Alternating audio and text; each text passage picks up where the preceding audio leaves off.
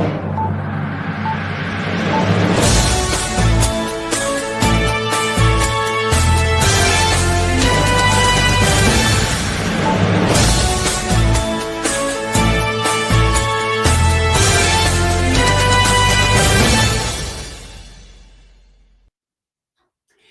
afternoon, good evening, everyone. Welcome to MBNK News. I am Veronique Lawson for this special news edition report. One of MBN's mission is to deliver factual and independent news reporting each month, focusing on the important story that we deem worth giving over. As we construct them with the original truth, the kingdom truth, our aim is continuing to bring you the latest global news and hope you are as eager as we are to keep up with the world's happenings, with the most impactful and current news story on the latest global lines. The month's editorial speak are as following, so let's get ready. Kickstarting with national breaking news and coverage, hot topic on the agenda are recurrence and heat ushered in Labor Days, Congress faces government shutdown, Trut, Charlie Kirk assassination, the 9/11 24 years later, election interference, President Trump visit to UK, and much more. Labor Days travel, dangerous recurrent and heat ushered in Labor Day out west amid travel delay at Nomura Airport. Meanwhile, hundreds of people were rescued from great current in California, with over 25 million people remain on the heat alerts out west. Let's hear the tale from Dana Griffin, NBC News reporter. Travel woes for some passengers this Labor Day. At Newark Liberty International, dozens of delays and a ground stop, the FAA citing staffing. Another ground stop at Reagan National due to volume. And at Dallas-Fort Worth, flights halted because of weather. The TSA expected to screen 17.4 million passengers returning home from Labor Day weekend. Out west, a different holiday challenge for LA County lifeguards. They're going to be out on the sand looking for rip currents and people in distress. Nearly 600 rescues over the weekend as dangerous rip currents and elevated surf impact beaches. We've seen periods of these massive waves breaking at least 6 feet. This is adding to the danger. The power of the wave is very, very impressive. Families undeterred by conditions, but keeping a close watch. It's very easy for a little child to disappear. Across the West, hot temperatures impacting 25 million people, some states seeing 10 to 20 degrees above average. While in Texas, police say 2 people were killed and a third missing during flash flooding on Sunday that left drivers stranded and rivers swollen. In San Antonio, a man had to be rescued by raft. Back in California, when swimmers get this warning, We'll go out and just talk to those people, make sure they're safe, bring them back in, and then redirect them into a safer location. Dana is joining us now from Santa Monica. And Dana, lifeguards are taking those dangerous ocean conditions very seriously, right? Absolutely. CPR had to be performed on one person over the weekend. And as you can see behind me, these dangerous rip currents are not stopping people from coming here to Santa Monica Beach, where the waves are still swelling. Callie? They sure are. Dana Griffin in Santa Monica. Thanks, Dana, for that report. Thank you very much. Equally important, the beginning of this month was also marked with U.S. Congress facing government shutdown threat as lawmakers returned to Capitol Hill after a month-long recess, confronting a looming government shutdown deadline. The must address spending legislation, with the GOP needing Democrat vote in the Senate. Short calendar. Dispute over cyber policy and the Trump administration cuts to World Trade Organization funding are intensifying tensions that are getting harder to ignore. Let's hope both parties will work through their differences between the bills and achieve better consensus, sort out a bicameral, bipartisan agreement that can keep the government open and move things forward. Moving on with the next item on the agenda, September 10 will be recorded as the shot here around the world, Charlie Kirk assassination. an American right-wing political activist, entrepreneur, and media personality. He co-founded the conservative organization Turning Point USA in 2012, an executive director, and hosted the Charlie Kirk Show. Charlie Kirk was shot and killed on the campus of Utah Valley University. Kirk was on campus for his American Comeback Tour. A debate-style event called Prove Me Wrong. Just minutes into the program, as Kirk was answering a student question, a gunman who authorities believe was positioned on the roof of the Lewis Center fired a single round shot.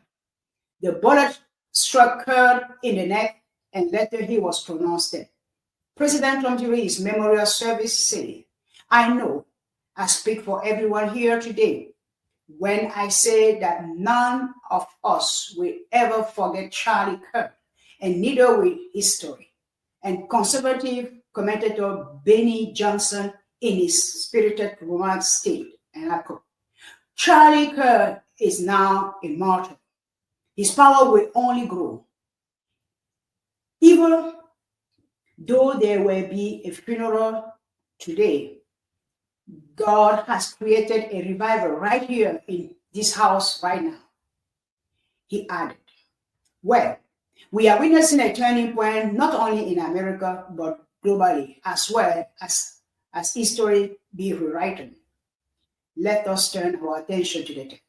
A 31-year-old political activist and co-founder of Turning Point USA was shot and killed Wednesday, September 10th on the campus of Utah Valley University. UVU is a state-run university about 40 minutes south of Salt Lake City. Charlie was on campus for his American Comeback Tour, which is a debate-style conversation with students that he called Prove Me Wrong. The event had not been going on for very long, about 23 minutes, when a single gunshot rang out. Cell phone video from multiple angles show the bullet hit Charlie in the neck, and he immediately slumps over as blood starts gushing out of his neck. Charlie was quickly carried to a car where he was taken to a nearby hospital, and a short time later he was pronounced dead, an announcement that came from President Donald Trump on a social media post. "I have gathered everything that we have learned about the timeline of when and how the shooter entered the campus and then blended into the chaos of the aftermath to escape." Historically, on 9/11, law enforcement has come together as a group to recognize and honor those that sacrificed to preserve the ideals of this country, the freedoms of this country. And instead, we find ourselves today hunting a murderer who chose to violate our rights, the rights of an individual within this country. Officials with the Utah Department of Public Safety and the FBI say that the shooter arrived near the campus at 11:52 a.m. the morning of Wednesday, September 10th, about 8 minutes before the American Comeback event started. Charlie Kirk would have 31 minutes left to live. Through all that work last night, we were able to make a few breakthroughs. We were able to track the movements of the shooter. Starting at 11:52 a.m., the subject arrived on campus, shortly away from campus. We have tracked his movements onto the campus, through the stairwells, up to the roof, across the roof to a shooting location. This map right here shows the venue. This is Charlie Kirk's position, sitting underneath a tent for that debate. And then here is reports of the suspected shooter's location on top of a building about 200 yards away, giving him an elevated, clear, direct shot at Charlie. 12 p.m. Mountain Standard Time, the American Comeback Tour event officially begins in the courtyard outside of Utah Valley University Sorensen Center. The university is about 40 miles south of Salt Lake City. Then, fast forward to 12:09 p.m., just a few minutes into the event, Charlie starts working the thousands in attendance as he's tossing hats into the crowd. Authorities say at least 3,000 people were at this event. At these events, Charlie hosts what he calls Prove Me Wrong table events, where he invites students to a microphone close to the stage to ask any question they want that is then debated as the student tries to prove Charles' point wrong. 12:23 p.m., a student asked Charlie, "Do you know how many mass shooters there have been in America over the last 10 years? And Charlie responds with this. "Counting or not counting gang violence?" Great. It's in that moment, video from up close to the tent shows Charlie get shot in the neck. Now, we stopped the video before you see him get shot, but blood immediately starts pouring out of Charlie's neck as he slumps backward and his security team immediately covers him. Still in that same minute, 12:23 p.m., the 3,000 people there immediately realize something has happened and start to frantically disperse. Still at 12:23 p.m., several people pick Charlie up and rush him to an SUV, which immediately takes him to a nearby hospital. Meanwhile, the shooter flees the scene. After the shooting, we were able to track his movements as he moved to the other side of the building, jumped off of the building, and fled off of the campus and into a neighborhood. Our investigators have worked through those neighborhoods, contacting anybody they can with doorbell cameras, witnesses, and have thoroughly worked through those communities, trying to identify any leads. Investigators comb through a nearby neighborhood trying to get doorbell video and interview witnesses. 12:42 p.m., 19 minutes after the shooting, UVU sends out this alert that a single gunshot was fired on campus toward a visiting speaker. Police are investigating now, suspect in custody. 1:12 p.m. as SWAT swarm the campus to clear buildings and search for the shooter, UVU closes the campus, and video shows SWAT searching a nearby wooded area. 1:20 p.m., UVU cancels classes until further notice as the manhunt for the shooter is now well underway. During the immediate aftermath, police took 2 people into custody, but they were both released and cleared of any connection to the shooting. 4:15 p.m., Utah Governor Spencer Cox gives some of the first comments on the investigation. This is a dark day for our state. It's a tragic day for our nation. And I want to be very clear that this is a political assassination. Nothing was publicly known about the shooter for the next 17 hours until 7 a.m. Thursday morning when officials provided this update. We have recovered what we believe is the weapon that was used in yesterday's shooting. It is a high-powered bolt-action rifle. That rifle was recovered in a wooded area where the shooter had fled. So the FBI laboratory will be analyzing this weapon. Investigators have also collected footwear impression, a palm print, and forearm imprints for analysis. Now, I understand there are a lot of questions about motive. I assure you that all leads, tips are being fully investigated. As of this morning, we have received more than 130 tips. We thank the community for that. No motive has been given and no images or description of the shooter was given for nearly 3 more hours when at 9:50 a.m. Thursday morning, the FBI released 2 photos of a person of interest and asked for the public's help in identifying the person. The suspect blended in well with a college institution. We're not releasing many details right now, and we will soon. But right now we're not. But that individual appears to be of college age. We are confident in our abilities to track that individual. If we're unsuccessful in identifying them immediately, we will reach out for the public's help and the media's help in pushing those photos. That was a new development overnight, working through the night, studying those cameras. So that's something that's new and that we're working through right now. At 11 a.m. Thursday, the Air National Guard had confirmed that Vice President J.D. Vance would fly to Utah, land at the Air National Guard base for a private meeting with Kirk's family and assist in bringing his body back to Arizona, where he lived. As to the community, I can tell you that this was a targeted event. We don't believe that the community is at risk. However, we are exhausting every resource to find him, and we will do so. We're doing everything we can to find him, and we're not sure how far he has gone yet, but we will do our best. At 11:15 a.m., the FBI offered a $100,000 reward for any information leading to the identification and arrest of individuals in the murder of Charlie Kirk. Last night I communicated with Erica. The family's devastated. As a commissioner of public safety, as a father, as a husband, I can only imagine what that family's going through. The heinous event that happened yesterday is not Utah. This is not what we're known for. Over the past several weeks, we've seen this state come together to help families in mourning, come together as a community to show what Utah is known for a state of character, of service, of camaraderie, of a neighboring feel. DPS Commissioner Bo Mason says investigators will not stop until this shooter is found. We will not stand for what happened yesterday. We are exhausting every lead. We have every officer invested in this, every investigator, every local agency. The outpouring of support from the law enforcement community has been astounding. We are investing everything we have into this, and we will catch this individual. Having walked through the crime scene, through the hallways of this school, through the classrooms, I can't imagine what the people on scene felt as well. A horrific event where some of them barricaded in classrooms, some of them ran in fear. Can't overstate the tragedy and the horrific event that yesterday was, and how we will work to bring to justice the actions of one individual or any other individuals that assisted in that. The investigation still very fluid at this point. The FBI has received at least 130 tips as of early Thursday morning. Make sure you stay with KUTV as this investigation continues. We will bring you all of the latest updates as soon as we learn them. Thank you for watching this YouTube original. Thanks KUTV2 News Salt Lake City for that report.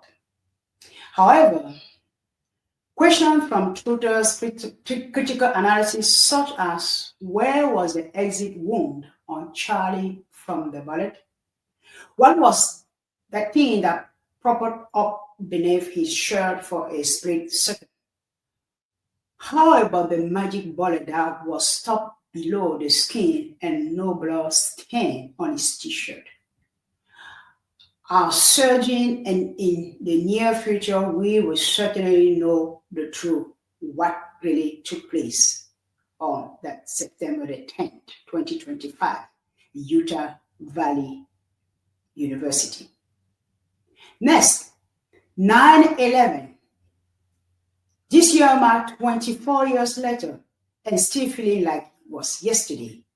It doesn't matter how long it would take to finally get the raw truth out about what truly took place on the first day, and who were the perpetrators for such horrendous event. Truth cannot be hidden nor buried forever. In fact, many whistleblowers have horned it even louder the more. Let us watch the tape from Fox 5 Studio. Of the 9/11 terror attacks and its aftermath set to become public for the first time. The New York Public Library receiving a donation from a pair of documentary filmmakers who collected that footage 24 years ago. At Fox 5's Linda Schmidt is live in Battery Park City with a look inside this time capsule. Linda? That's right. First of all, good evening to both of you. And tonight we are talking about those two filmmakers, a husband and wife, and they have donated more than 1,000 hours of video to the New York Public Library. Now, this is video that was shot by ordinary New Yorkers on 9/11 and the weeks that followed, but they didn't shoot it with their cell phones. We didn't have the cell phones back in 2001 to be able to record video, but what we did have were camcorders, and they used their home camcorders to record history. We have 1,000 of these things. 1,000 video cassettes from 2001, and they are filled with images of the terror attack on 9/11 and the weeks after. The video taken by regular New Yorkers of what they witnessed. On some of the cassettes, you can hear their voices, stunned and in shock, as they watch firefighters dousing the burning pile. I don't even know what street I'm on. Stephen Rosenbaum and his wife are filmmakers. They posted an ad in the Village Voice. It was a weekly printed publication at the time. This is the ad that we put in the Village Voice. The ad asking if anyone had video footage from the week of 9/11 that they wanted to contribute to history. And the phone just rang off the hook. More than 1,000 hours of video recorded by New Yorkers with their home video cameras from their apartment windows, rooftops, and on the street. Back then, there were no phones. There was no Twitter. There was no social media.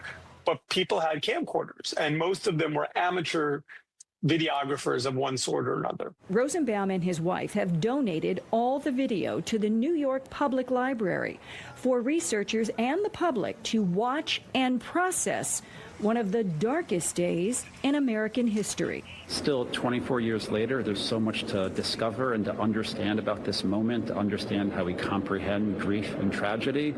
And so as we approach the 25th anniversary and look forward to commemorating and celebrating with, solemn pride this archive and this place, I think we'll continue to learn more from it. Okay, now you're going to be able to see that video at the New York Public Library starting in 2027. And the only thing that you need in order to see that video is a library card. Back inside to you. All right, fascinating. All right, Linda, thank you so much.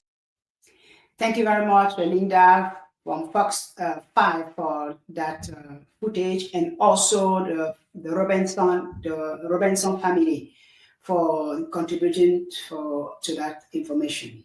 Next, election interference is costly. Georgia's highest court has declined to consider Fulton County District Attorney Fannie Willis' appeal for her removal from the Georgia election interference case against Donald Trump and others, citing an appearance of impropriety created by a romantic relationship Willis had with Special Prosecutor Nathan Wade, whom she had hired to lead the case. The Georgia court has appealed in December, ruled that Willis and her office could not continue to prosecute the case. Lawyers for Trump have argued in court, filing that the lower appeals court cut it right and that Willis' disqualification is mandated because it is the only remedy that could purge the taint of impropriety. Report from the Politico. Last but not least, UK's King Charles hosted Donald Trump for a second state visit, an unprecedented royal welcome, and the first leader to be accorded this honor in British history.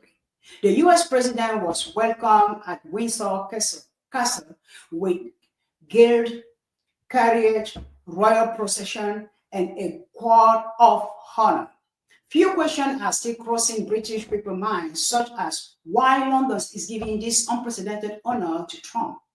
What is UK Prime Minister Keir Starmer hoping to achieve? Well, I do believe there is more to that, and there will be soon finding out what is going on behind the scene. But for now, let's hear the tale from the report from DW News. Has arrived at Windsor Castle near London for a royal reception and a day of pomp and pageantry. The US President and First Lady Melania were greeted off the President's helicopter by the Prince and Princess of Wales, William and Kate. President Trump then met the King and Queen before heading into a day of ceremony and banqueting behind the castle walls. Tomorrow, he gets down to business with talks with Prime Minister Sir Keir Starmer. Straight to Windsor then, we can join our correspondent Charlotte Chelsom-Pill. Welcome, Charlotte. Tell us more about what's in store for the President today. Well, we as viewers on our screens have been getting a sense, a flavour, if you like, of the spectacle that's on display here at Windsor. We've been seeing this carriage procession going through the Windsor Castle estate just behind me, the pomp and ceremony that's being laid on to really dazzle this US president, a guard of honour, as a fly past happening as well. All of that taking part throughout the day, the UK pulling out all stops here. Later on into the evening, we're expecting a lavish banquet. King Charles and President Trump both expected to make speeches there. So it's a huge day here in Windsor. This is really the moment to dazzle, as I say, the US president. Then tomorrow it's down to business. The president will be moving from here in Windsor over to the Prime Minister's country retreat, Chequers. That's where you're expecting some partnership deals to be announced and possibly some of the substance behind this trip beyond the flattery to be taking place. This is not his first state visit. Indeed, it's his second. Why is he getting this honour now?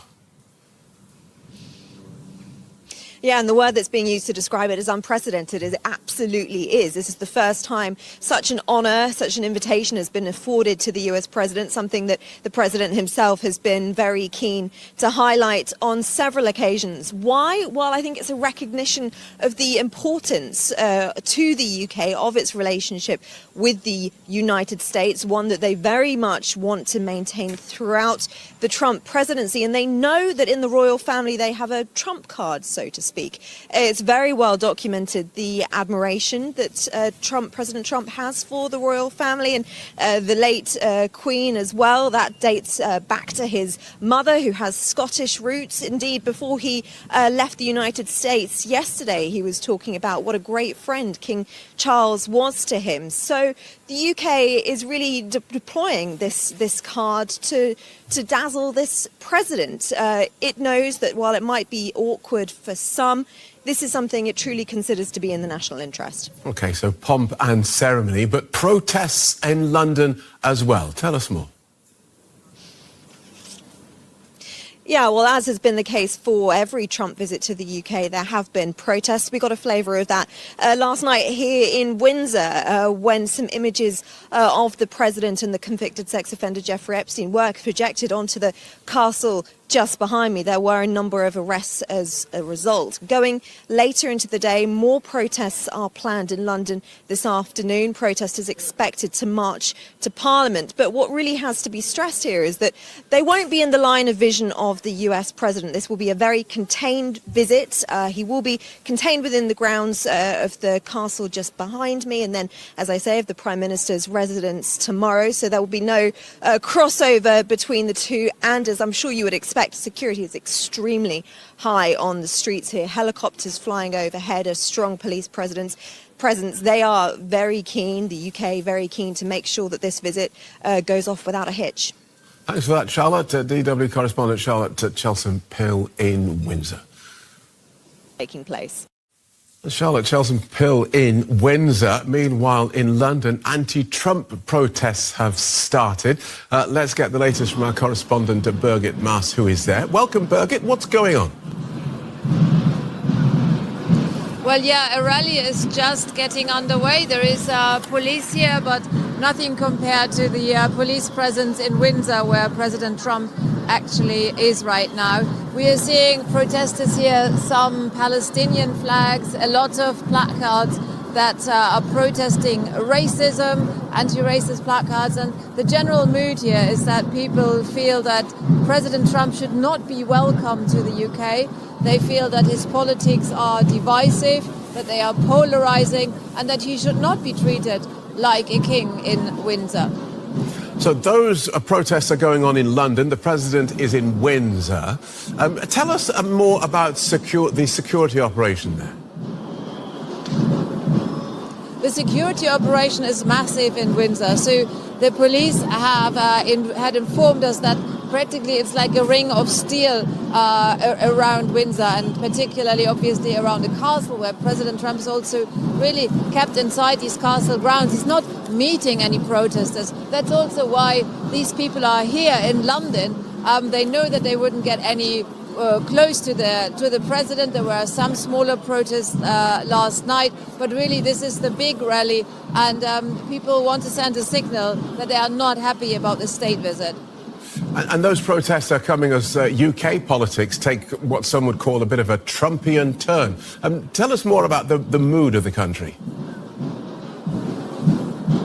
Yes, we've seen in the last month the rise of Nigel Farage's new party called Reform. Nigel Farage is very close to Donald Trump. We've seen also anti-immigrant sentiment rising, where there were protests around hotel accommodation for refugees, for migrants.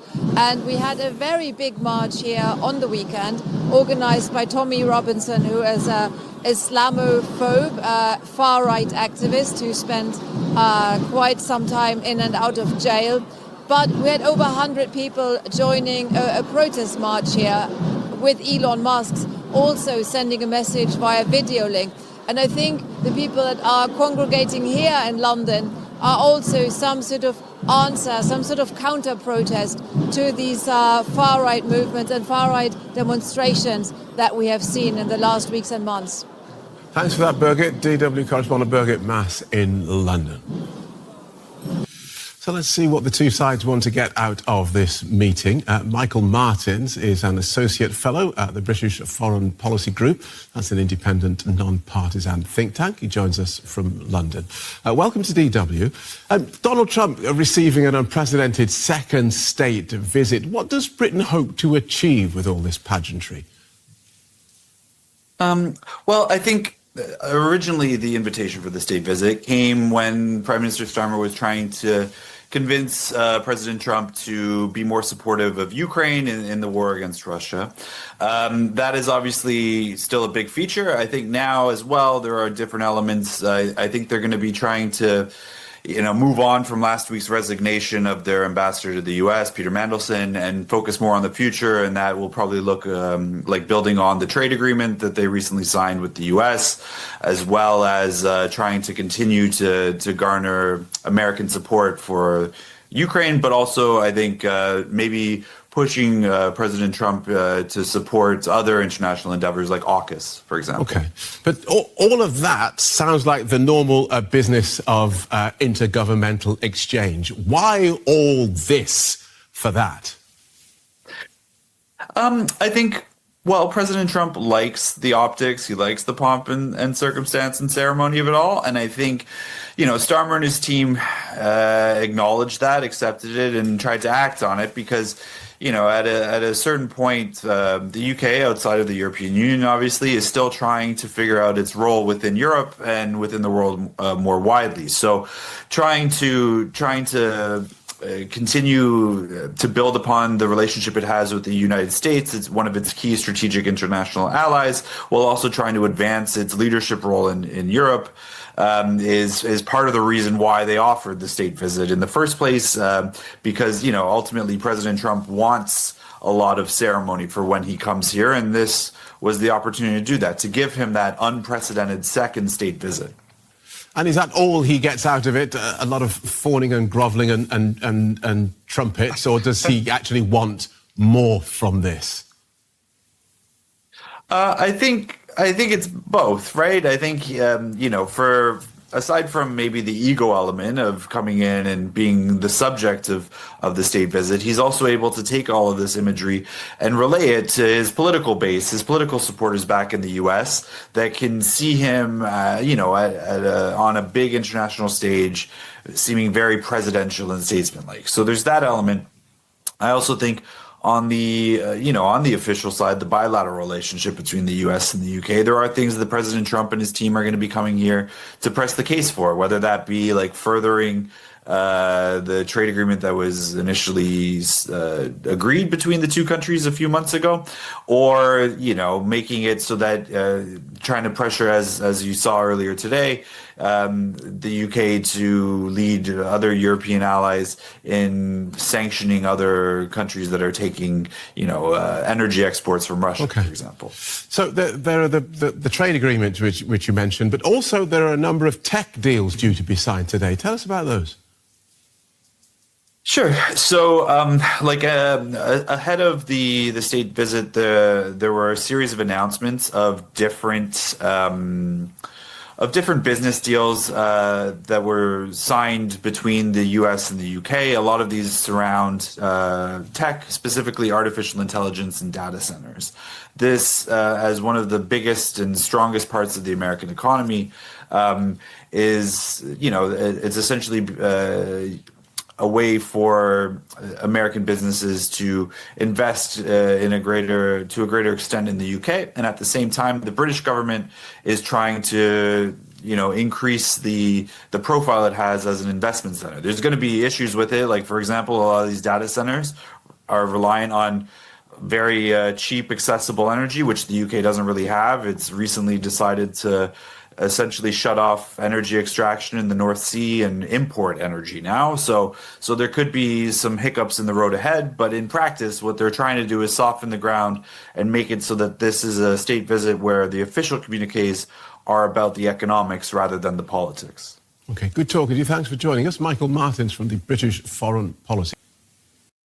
Thanks, Charlotte, Birgit, Michael, and DW News for that report. Indeed, many nations need a little of a Trump card or the Trumpism to get rid of the mess in the government.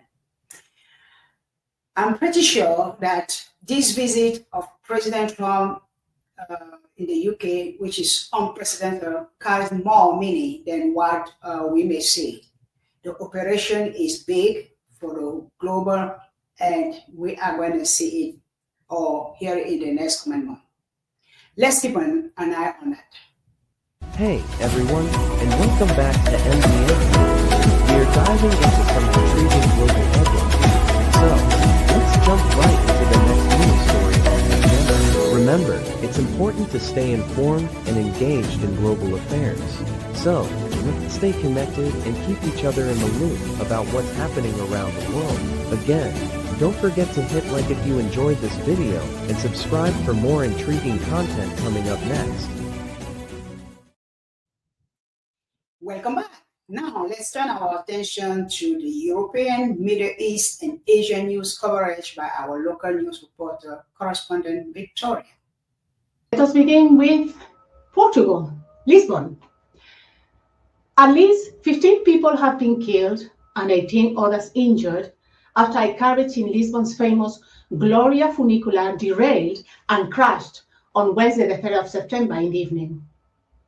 Let us see the report. Have died and 20 others have been injured after a funicular or cable railway which travels up steep climbs derailed and crashed in the Portuguese capital of Lisbon. Now, it happened right in the heart of the city and the cause is yet unknown. Mark Lowen has the very latest. A symbol of Lisbon that became a mangled death trap. The Gloria tram, winding downhill through the city centre, suddenly derailed, the cable snapping, passengers killed and injured as the carriage crumpled. In the haze, the fatal tram, a symbol of the city, hurled into the side of the street. The fear is more people could be trapped. I looked back and I saw the tram tumbling. It was heading straight downhill, but it fell over to one side and hit a building. There was a man on the sidewalk, and it's possible that he was dead. Emergency teams rushed to the scene, pulling people from the wreckage. The tram, opened 140 years ago, is used by locals and a draw for tourists who pack the Portuguese capital. The authorities say some foreigners are among the dead. The number we have is 18 injured and taken to hospital and 15 dead. I can't confirm the nationalities yet, but they are from various countries. Tomorrow will be a day of national mourning in Portugal for what Lisbon's mayor has called an unprecedented tragedy. The company running the tram says all safety protocols were followed, but somehow something went tragically wrong on the cobbled hills of this city. And tonight, deep, painful questions are already being asked. Mark Lowen, BBC News. Well, Alison Roberts is live in Lisbon for us now with the very latest. Alison, this happened right in the heart of the city. What more do we know? Well, as you can see behind me, there are many, many members of the emergency services still on the scene. The investigations by the Cariche bus and tram company, by the Office of Transport Accidents and by the criminal police have already begun. 18 people are in hospital, 5 of them seriously injured. And as you mentioned there, 15 people have lost their lives. This is a really shocking accident. And the mayor, you mentioned there, 3 days of mourning. He came here to the scene and expressed his condolences to the victims and their families. And Portugal's government also has declared 1 day of national mourning. And the president has also was very quick to come out and express his sorrow at this awful accident. And one of the things that's going to shock people here, of course, is that many of the people who were killed and who were injured are certainly foreigners, foreign visitors to the city. Lisbon has been enjoying a big tourism boom in recent years, and so this is going to be a big blow to the city on that level as well. Moving on to the UK, where a national rally has taken place. This was the biggest nationalist rally in recent memory, perhaps ever. Well, before the march started, thousands of people flowed over Blackfriars Bridge and came up from Waterloo Station, flags everywhere, hailing from everywhere, from Georgia roses to the diamond of the Isle of Wight. Let us watch the report. The tinderbox summer of protest promised by activists never truly caught flame. Instead, a slow burn of nationalism may be more powerful for it, and this was the culmination. More than 100,000 people gathering to march in central London, a sea of flags.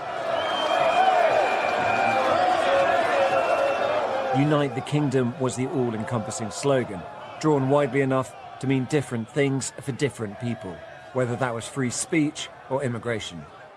Why are they coming in like that? Surely that's wrong. Why I wouldn't skip on a boat and go to another country and hop off and expect to be well looked after. But apart from that, this is just United Kingdom. Just to stand up for what I believe in. Yeah. We're losing identity of our country and somebody needs to stand up and fight for it. People may have had different reasons, but they came for the same person. At the centre of it all, the anti-Islam activist Tommy Robinson. Here at the front of March, Tommy Robinson's just there, thick throng of security, heavily protected, giving a lot of cheers, a lot of waves. This march extends a very, very long way behind us. A huge number of people who've turned out today behind that man, Tommy Robinson. None of his previous rallies had drawn a crowd this big. And what's newer too is the overt displays of Christian nationalism. When the crowd assembled, they were led in a chant of Christ as King, and then the Lord's Prayer. Hallowed be thy name. As the heavens opened. 4 giant screens were set up along Whitehall. Organisers said the area was completely full. When Robinson took the stage, it was more like a football match or a festival than a political rally. We weathered the storm, and today we are the storm. And that's not much of an exaggeration, not when Elon Musk, the world's richest man, made a virtual appearance to back Robinson. Support for Robinson doesn't mean total agreement with him, though. When he's talking about, he uses language sometimes, like that speech he said, traitors in Westminster. Do you agree with that? Not necessarily, but I do think he has a good point with some of the things he has come up with, some of the things he has spoken about, the things we've got evidence with. And it's clear that simply writing off protesters as far-right thugs doesn't really capture what's going on either. My mum has been telling me about this march, and I really wanted to go and support London. This was certainly the largest nationalist rally in recent memory. For those here, it was not just the cap to a long summer of discontent, but the start of something bigger. Tom Cheshire, Sky News, Whitehall. Indeed, the start of something much, much, much bigger. Now, let us move on to US President Donald Trump, which arrived in the UK for his unprecedented second state visit. Air Force One touched down at London Stansted Airport on Tuesday, the 16th of September in the evening. Foreign Secretary Yvette Cooper was among those greeting the US President and First Lady Melania Trump as they arrived. President Trump and the First Lady traveled by helicopter to Winfield House, the official residence of the U.S. ambassador in Regent's Park. On arrival, Trump was asked about his feelings towards the UK, and he said, "I have a lot of things that warm my heart. I want to tell you it's a very, very special place." And talking about his relationship with the king, he said, "He's been a friend of mine for a long time, and everybody respects him and loves him." Let us watch the report. Who has reshaped the world order, for better or worse, entered the history books, touching down at Stansted to become the first ever president to have the red carpet rolled out twice for a state visit. He and First Lady Melania boarding a helicopter for the short transfer into London. As Donald Trump arrives in London, so begins a charm offensive on an epic scale. Tomorrow, Britain will deploy all of its pomp and ceremony in an effort to nurture that special relationship. Mr. President, Mr. President. Before he left Washington, President Trump appeared to be relishing the prospect of what lay ahead. It's a great honor And this one's at Windsor. They've never used Windsor Castle for this before. But basically up there also on trade. They want to see if they can refine the trade deal a little bit. Britain's soft power in the form of the royal family already seem to be paying dividends. Primarily it's to be with Prince Charles and Camilla. They're friends of mine for a long time, long before he was king. And it's an honor to have him as king. And, you know, I think he represents the country so well. I've watched. He's such an elegant gentleman. Tomorrow morning, President Trump will meet the King at Windsor Castle. Then in the afternoon, they will lay a wreath at the tomb of the late Queen in St George's Chapel before a traditional state banquet in the evening. On Thursday, Trump travels to meet the PM at Chequers, where he will meet business leaders and hold a press conference. He will then board Air Force One back to Washington. President Trump's first state visit in 2019 was focused on Buckingham Palace, where he met the late Queen at a sumptuous banquet and got to know Charles, who'll host him tomorrow in Windsor. Michael Martins helped organise that trip and knows just how important image is to President Trump. I think the optics of a state visit are very important to President Trump. This is the first one, you know, he loved the pomp and ceremony of it, the pageantry. He loved being with the monarchy and the Queen and all of that. And I think he's definitely got a big focus on that this time around, especially because he's facing a few domestic issues at home with the Epstein file issue, and now wants to move on from that and, you know, use some of that pomp and ceremony to advance his narrative. This is really special. The Prime Minister might also be hoping to reset the narrative after firing his ambassador to Washington, Peter Mandelson, over links to paedophile Jeffrey Epstein. That and differences on Gaza may make for an awkward press conference on Thursday. This will be a major flashpoint, most likely in these conversations and in the days ahead, about the right path forward on Gaza. The UK has some leverage here, and it may choose to play it wisely to try to tease out from the United States what its viable, concrete plan is to move towards an end to conflict. Trade, AI and investments are all glinting in the future for the UK and US. But before that, the most powerful man in the world will have to contend with some jet lag and a day of royal splendour designed to flatter and charm. Dan Rivers, News at 10, Central London. And Chris is in Windsor tonight. Chris, this trip has barely got started, but I gather it's already not going entirely to plan. Could you just give us the details? Yes, Tom, I can. Actually, I was just listening to the end of Dan's report there when he talked about flatter and charm. Well, one way not to flatter or charm Donald Trump would be to project some images on that tower. You see that tower behind me there, Tom, currently white. Just a few moments ago, protesters, anti-Trump protesters from the hotel opposite, we think, managed to project some images on there.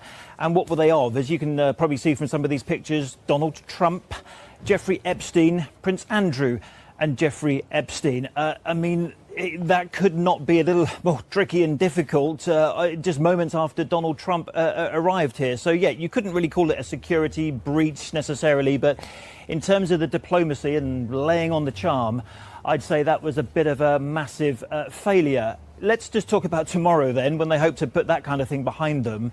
It's worth pointing out, Tom, that unlike President Macron, who was here just a few months ago for a state visit, he came up the high street behind me there and past all the crowds in a carriage. What do you have carriages for? So people can see you. Well, everything to do with Windsor tomorrow is going to happen behind those walls. So that's the carriage ride, that's the welcome from William and Kate, you know, all the guard of honour and all the rest of it. So if Donald Trump is thinking he's coming here to see people, well, that's not going to happen. President won't meet people. Yes, the royals are here. King Charles will do his duty. He knows his government wants this to go as well as possibly can, and the royals are very good at that. But you have to say, given what happened over here just now, probably I'd give it a 2 out of 10 for starters. Okay, Chris. All right. Thank you very much.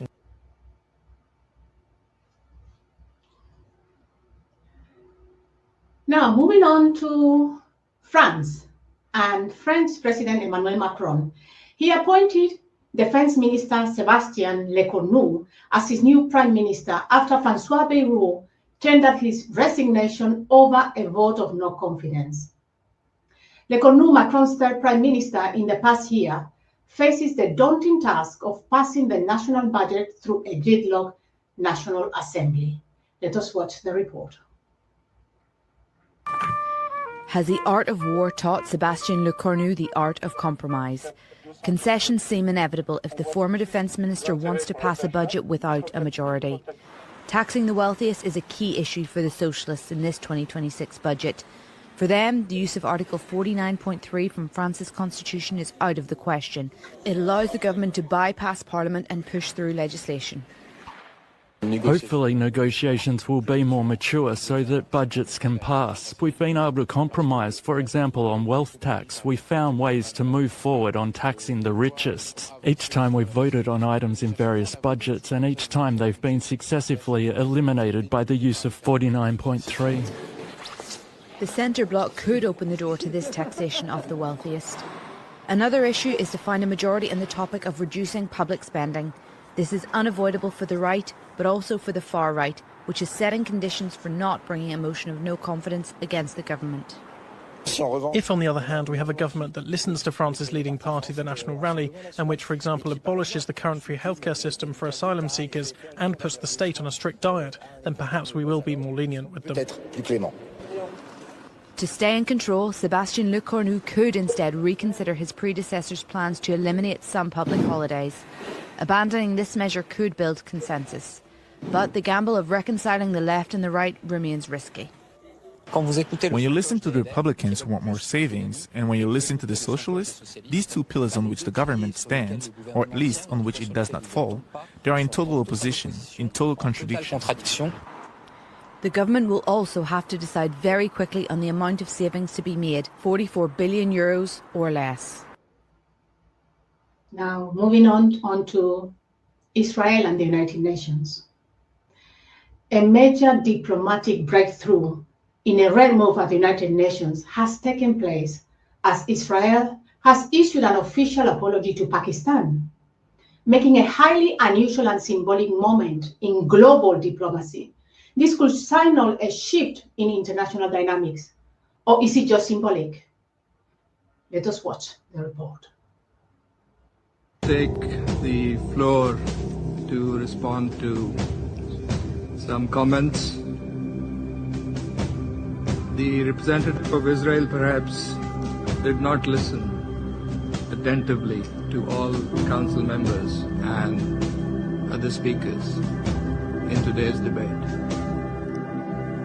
And in our view, it is unacceptable, indeed ludicrous, for an aggressor, an occupier, a serial violator of UN Charter and international law,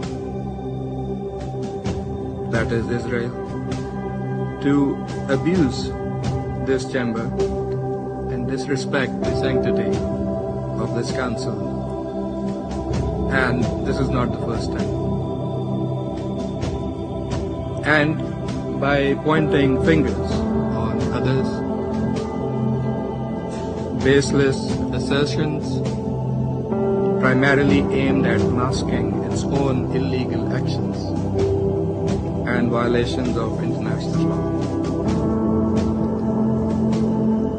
President, but that's not at all surprising.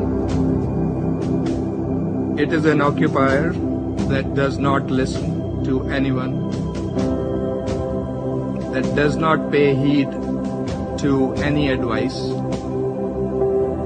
even from its friends, if there are any left,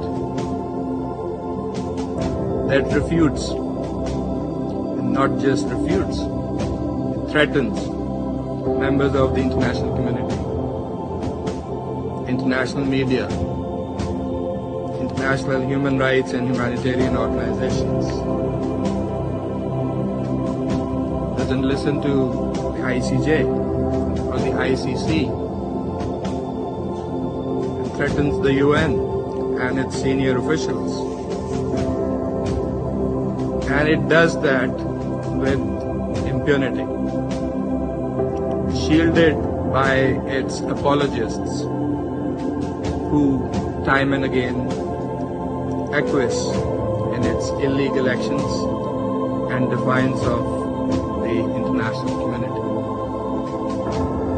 And like all occupiers, despite being the aggressor, it feigns and plays the victim.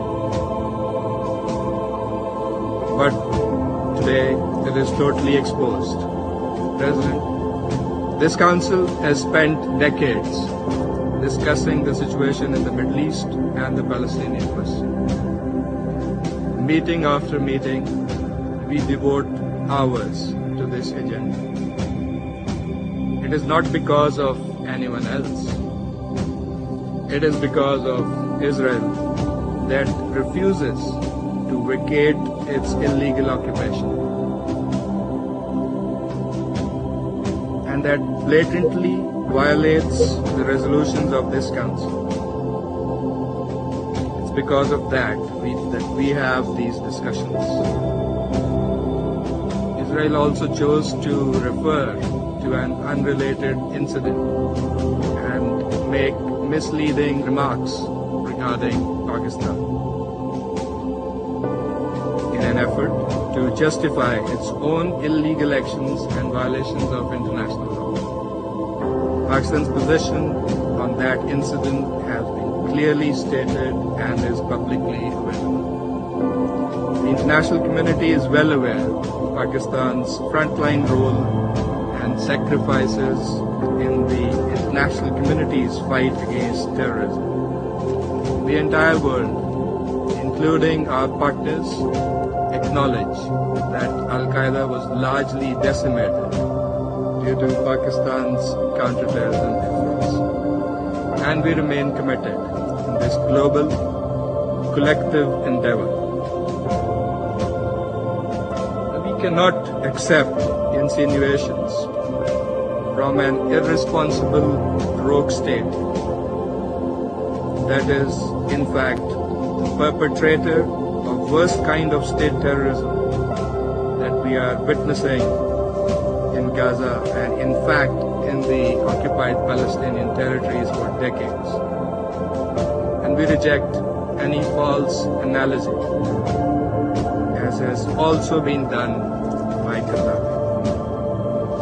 For whatever way it interprets the statements in this council, the occupying power must go back and read carefully the statement issued by the Security Council today. Well, it looks like our current world is going through a massive transformation from different angles and different perspectives, as we saw just that diplomatic breakthrough that we had at the UN coming from Israel. That is really mind-blowing. This is all I've got for you today, and back to you, Veronique. Thank you. Hey everyone, and welcome back to MBN. We are diving into some intriguing global headlines. So, let's jump right into the next news story on the agenda. Remember, it's important to stay informed and engaged in global affairs. So, we can stay connected and keep each other in the loop about what's happening around the world. Again, don't forget to hit like if you enjoyed this video and subscribe for more intriguing content coming up next. Welcome back. Indeed. Thank you very much, Victoria, for that European, Asia, and Middle East coverage. Indeed, our world is witnessing a massive transformation. Actually, it's a massive shift. It is great staying up to date with the latest development. Now, let's turn our attention on health. Let us hear the tale from our health reporter, Aida. Thank you, Veronique. So my name is Ida, and I'm going to be talking about the health news for the month of September. So let's start with the UK Chief Medical Advisor state the dangers of vaccines, of COVID vaccines. And he also relayed the COVID vaccines dangers with the cancers that are suffering the royal family. Let's see. You can make the case for let's give it to everybody and we'll save some lives. But unfortunately, nothing could be further from the truth. A reanalysis of Pfizer and Moderna's trials, published in the Journal of Vaccine by some of the most eminent independent of industry influenced scientists in the world, including the associate editor of the BMJ, Peter Doshi, revealed that from the very beginning, the rate of harm from the original trials of Pfizer and Moderna reanalyzed, you were 2 to 4 times more likely to suffer serious harm from taking the COVID vaccine than you were to be hospitalized with COVID. Think about that for a second. What does that mean? It is highly likely not a single person should have been injected with this, what is better described as a gene therapy than as a vaccine.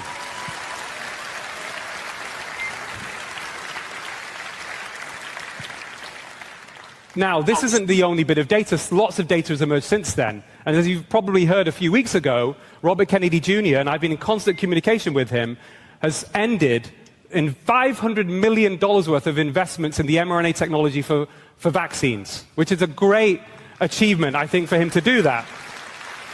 His chief medical officer, Stephen Hatfill, told Steve Bannon, he was involved in this, he called it a mega-analysis of all the data, hundreds of studies, peer-reviewed studies showing the harms of the mRNA vaccine, and he said the side effects of this gene therapy was so enormous and progressive, it was difficult to fathom. The millions of molecules of mRNA entering the cell is creating biochemical havoc, it's disrupting protein metabolism, it's interfering with tumor suppressor genes, it had to be stopped. Interfering with tumor suppressor genes, in other words, it may be a risk factor for cancer. And I've been asked today to share, this isn't just his opinion, many other doctors feel the same way, but one of Britain's most eminent oncologists, Professor Angeli, said to me to share with you today that he thinks it's highly likely that the COVID vaccines have been a factor, a significant factor, in the cancer of members of the royal family. What I'm telling you today is nobody is immune to medical misinformation because of this corrupted system. Wow. So next we have that President Trump had posted about thimerosal. It's an ingredient that they put in the vaccine, an additive, and the dangers about it. Let's see. Show them the thimerosal bottle, which we keep in a metal container because we're a little afraid of it, and it's a very fine powder. This is thimerosal, which is labeled very toxic, has cumulative effects, can cause damage to the kidneys, to the respiratory system, skin, to the nervous system. Specifically warns on here that it can cause reproductive and developmental toxicity, meaning that it can cause things like autism and other neurodevelopmental disorders. This is immensely toxic stuff. And it's in vaccine. And this is what's in the vaccine. It's important to realize we're talking about a whole range of products. Vaccines are a big one because, of course, you're directly injecting it. For example, this is tetanus vaccine. This one expires, it's a little outdated now, in 2007. And here's the thimerosal. 1 to 10,000 is a preservative. Perhaps the biggest one in the U.S., at least, that's for exposure to mercury is the influenza vaccine. Influenza vaccine is now recommended for all pregnant women, all infants, all children on a yearly basis. You're supposed to have last year's influenza? Understand that thimerosal is not added at the end. It's not like, well, that factory next year can make thimerosal free. Thimerosal, you either have to have a thimerosal free factory or you have to not have one. They add thimerosal at each step because the factory is not clean and not sterile. So you either have to have an expensive sterile factory where you don't need thimerosal, or you have to have one that produces thimerosal. It's going to need thimerosal or something the whole time. It needs to be stopped. This is the influenza vaccine from Adventist Pasteur, their flu zone. Thimerosal, 25 micrograms of mercury per dose. I'd like to point out that a lot of people didn't know, and I'm one of them. I've given 2,000 RhoGAM shots. I've been in vaccines for 35 years. I didn't know that RhoGAM had thimerosal in it. So I think a lot of the doctors were unaware. They were unaware that even the word thimerosal meant mercury. Wow. I think we should check the inserts of the vaccines to make sure that they don't have any thimerosal, and the cumulative effects of it is the problem, because we get more than one vaccine that will have that ingredient. But thank you, because the CDC and COVID vaccine recommendations for pregnant women and children. Let's see. COVID-19 vaccine. Health and Human Services Secretary Robert F. Kennedy Jr. just announced that the CDC will no longer recommend routine COVID shots for healthy children and pregnant women. Here is Kennedy in his message released on X moments ago. Last year, the Biden administration urged healthy children to get yet another COVID shot despite the lack of any clinical data to support the repeat booster strategy in children. The change comes a week after the FDA commissioner announced the agency planned to restrict the use of COVID shots to older adults and children and adults with underlying medical conditions. Okay, so what is the CDC not telling us? Because I don't know if you know, but it's been exposed that they've been sued regarding vaccines. Let's see. When it comes to your kids' health, you're just supposed to go along with whatever the CDC says, no questions asked. If that's you, I'm right there with you. And it turns out I'm not alone. Right now, there's a huge lawsuit calling out the CDC's vaccine exemption policy, and it's turning the medical world upside down. Here's what's happening. For decades, the CDC has set the rules on when a child can skip a vaccine using a framework that's, well, let's just say really rigid. It only considers certain narrowly defined short-term reactions like a severe allergy or anaphylaxis, family history, prior injuries, chronic health issues. According to the CDC, those don't count unless they fit a tiny list of criteria. And here's the kicker. Most states have adopted this framework as law, so doctors have almost zero say. Now, two doctors, Paul Thomas and Kenneth Stoller, and the Stand for Health Freedom group are suing. Why? Because they say the CDC has never tested the safety of the entire childhood vaccine schedule as a whole. Not once. That means even as kids in the U.S. now get more than 50 vaccine doses before adulthood, there's no research on the long-term or cumulative effects of that schedule. The National Academy of Medicine has been telling the CDC to do this research for over 20 years. No action. Meanwhile, rates of chronic illness like asthma, autoimmune disease, and autism have exploded. Over half of U.S. kids now have a chronic condition. And get this, doctors who see problems and try to help families by writing individualized exemptions, they're losing their licenses. Dr. Thomas in Oregon, Dr. Stoller in California, both stripped of their right to practice for not following the CDC's one-size-fits-all rules. Parents whose kids had bad reactions, they're told to keep vaccinating or get kicked out of school. It's not like this everywhere. In Sweden and Japan, vaccine recommendations are more flexible. Doctors and parents actually talk it out together. Fewer shots, more choice, and yet vaccine coverage is still over 95%. So what's the lawsuit demanding? 3 things. Declare the CDC's exemption policy unlawful, halt its use until real safety studies are done, and make all exemptions a shared decision between doctor and parent. Bottom line, every family deserves honest answers, a real say, and the freedom to make truly informed choices for their kids. This isn't about being anti-vaccine. It's about demanding scientific accountability, medical freedom, and a system that puts children's health above bureaucratic routine. If you care about transparency, choice, and your child's well-being, now's the time to pay attention.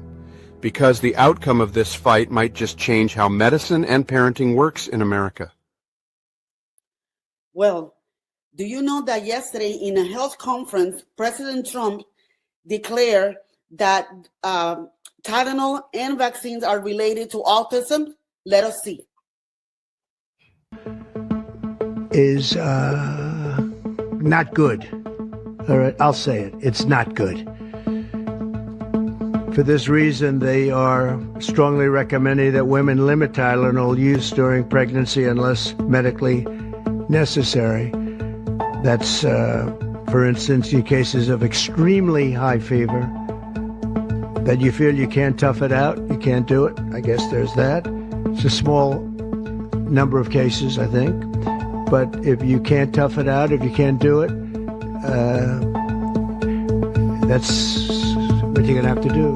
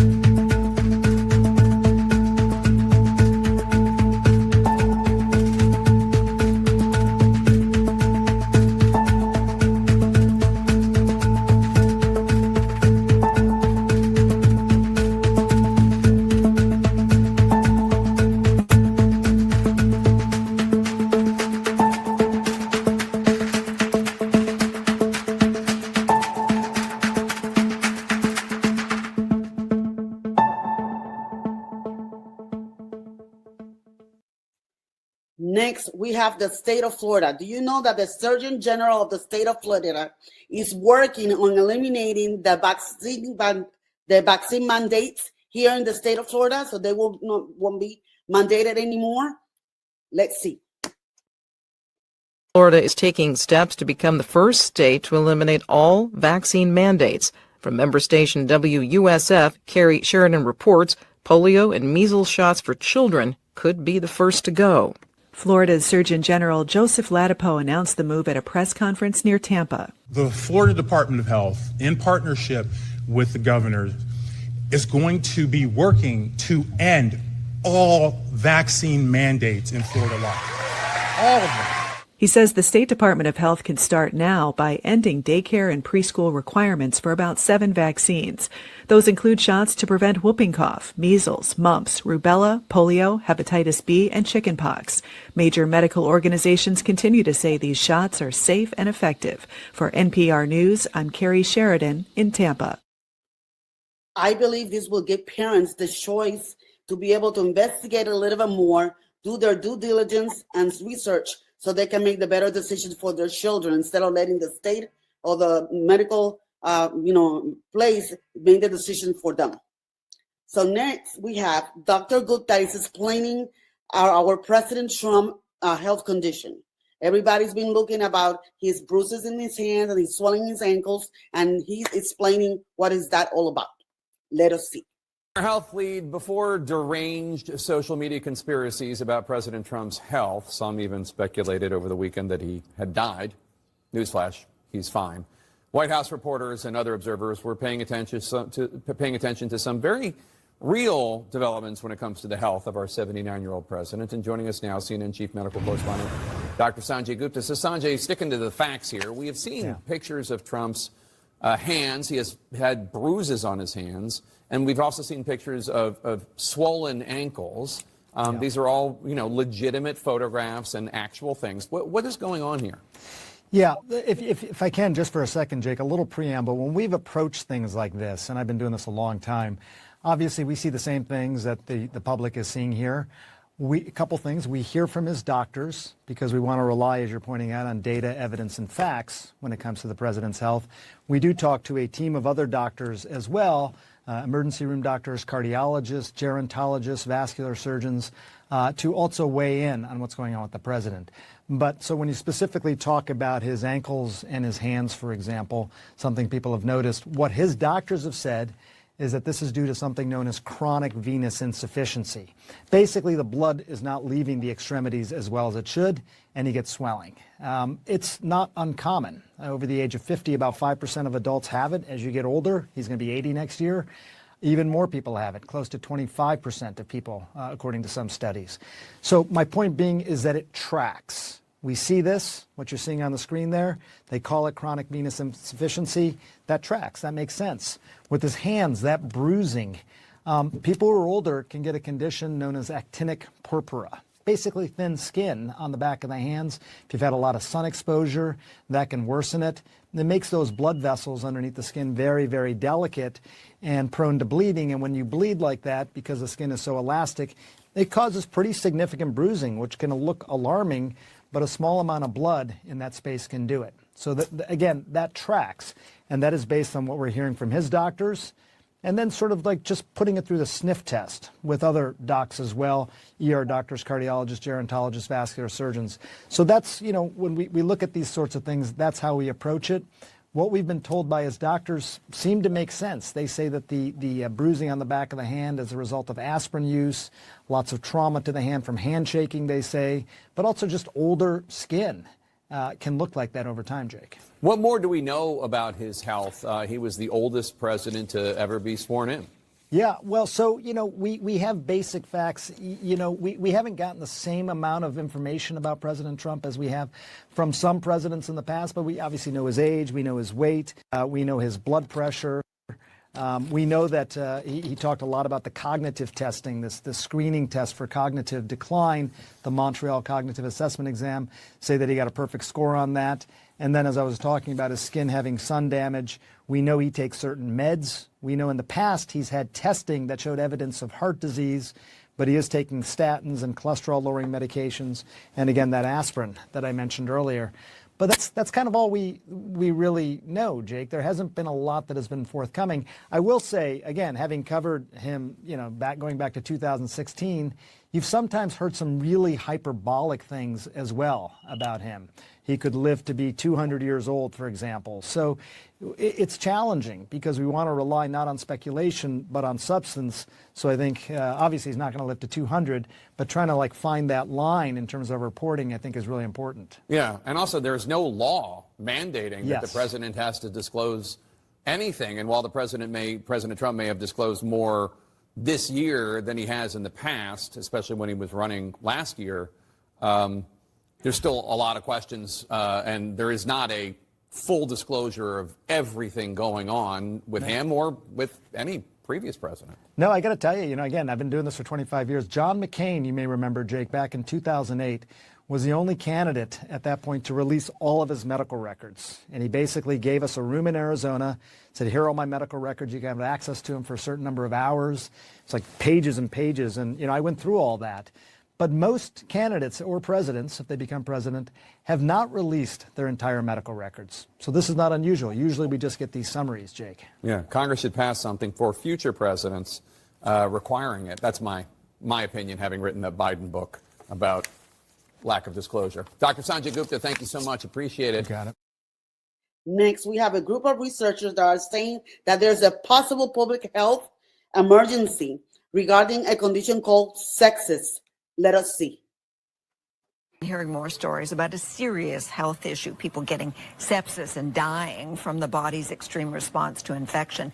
Well, now Canadian researchers are warning that the life-threatening reaction has reached the level of public health emergency. CTV's Adrian Gobriel joins us with a call for a national action plan. Okay, Adrian, what's next? Sandy, researchers are hoping the federal and provincial governments will work together to close what's being called significant training gaps for healthcare providers when it comes to the potentially deadly immune response. Identifying and treating sepsis quickly with an antibiotic can be the difference between life and death. Someone can go from being okay to really sick in a matter of minutes. Sepsis can occur when the body's immune system is attempting to fight off an infection, which triggers a reaction that can lead to severe organ damage and even death. In 2020, a report estimated that 75,000 cases of sepsis occurred in Canada, leading to roughly 18,000 deaths each year. In recent months, CTV News has sat down with two husbands who each lost their wife after they gave birth in two separate Ontario hospitals. In both cases, the cause of death was linked to sepsis. How do you tell your 4-year-old girls that they're never going to see mommy again? We begged for help. Sepsis is a race against time, but doctors never started the clock. Critical care doctor Callie Barrett is one of the authors of this peer-reviewed research paper that reveals significant gaps in sepsis policies, guidelines, and health professional training standards, and outlines the urgent need for a coordinated sepsis national action plan. Every physician completing their training in Canada needs to know what sepsis is, and presently that's not the case. My fear is that we're going to continue to have these stories in the media about tragedies where people have unnecessarily died from a potentially preventable sepsis death. Dr. Barrett and her research team are also calling on Canadians to know the signs of sepsis. If you're at home feeling unwell and are unusually drowsy, you may need to head to a hospital immediately. CTV News reached out to both the provincial and federal health ministries. We're told they're still preparing a response. Sandy. Important information you've given us, Adrian. Thank you so much. Awesome information. Back to you, Veronique. Thank you. Thank you very much, Aida, for that health report. Indeed, there's a lot of information and important information that people need to know concerning their health. So welcome back again for all of you. And as we wrap up this monthly news report, things are changing so fast on the global scale to such a point that now Canada, UK, Australia, Portugal, and France have formally recognized the Palestinian state. Also included to that as is South Africa, Monaco, and Russia, Malta. Wow. Which a few years ago could have not been unthinkable. Well, the best is making sure we stick together as this great awakening takes a new whole level, because nothing can stop what is coming. Let's be prepared. Well, this wrap up today our monthly news edition of MBNK News, updates and headline around the globe. Thank you for joining us on this journey. Remember to hit that button and subscribe for the latest update, and stay informed, stay updated, and stay safe out there. Thank you. Signing off.